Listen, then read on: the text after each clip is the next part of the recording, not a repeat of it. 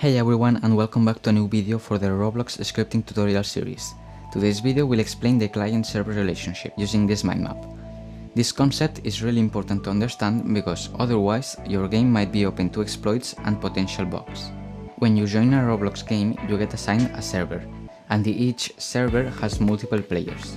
Each player will represent each client. When something happens on the server, it is replicated to all of the clients. But if something happens on the client, the server does not replicate it. Okay, so now I will show you an example. So I will just click play.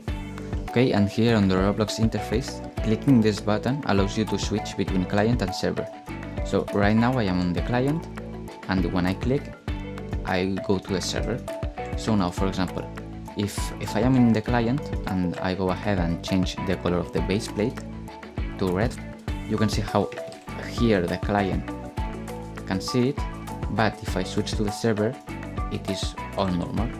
Now, for example, if in the server I switch the base plate to green, when I switch to the client, it is also green. So this is pretty much how the client-server relationship works. In practice, this relationship is important to consider whenever you are wondering whether you have to use a local script or a normal script. So, for example, if I add here a local script in Starter GUI, and I just change the base plate color, for example,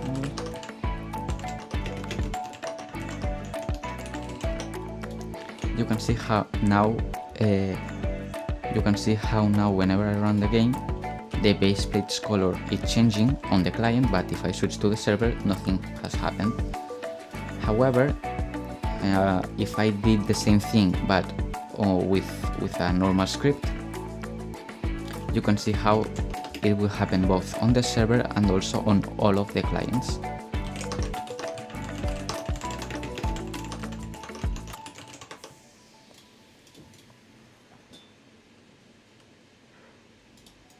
See, so now if the client sees it of color red and the server as well.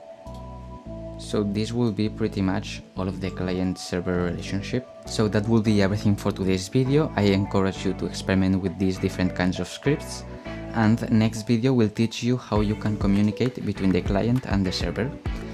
Also, if you found this video useful, feel free to like and subscribe so more people find the channel. Bye!